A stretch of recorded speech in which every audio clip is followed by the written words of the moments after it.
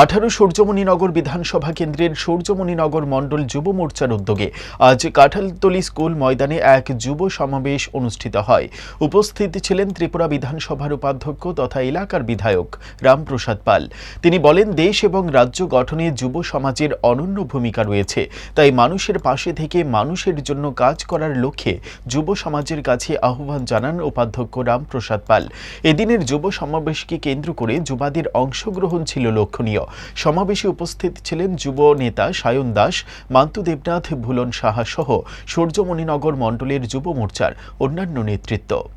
সূর্যমণিনগর যুব মোর্চা মণ্ডলের উদ্যোগে যুব সমাবেশ হচ্ছে আমাদের এই কাঁঠালতলী স্কুল ময়দানে।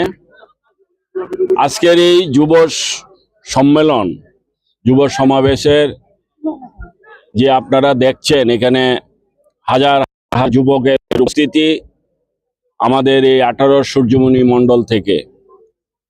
তাদের আজকের এই সাফল্য একদিনে নয়, আজকের এই সমাবেশ কেন্দ্র করে আজ থেকে 2 মাস আগে থেকেই এই 18 সূর্যমণি নগরের যুব এই সিদ্ধান্ত নিয়েছিল যে তারা যুব সমাবেশ করবে।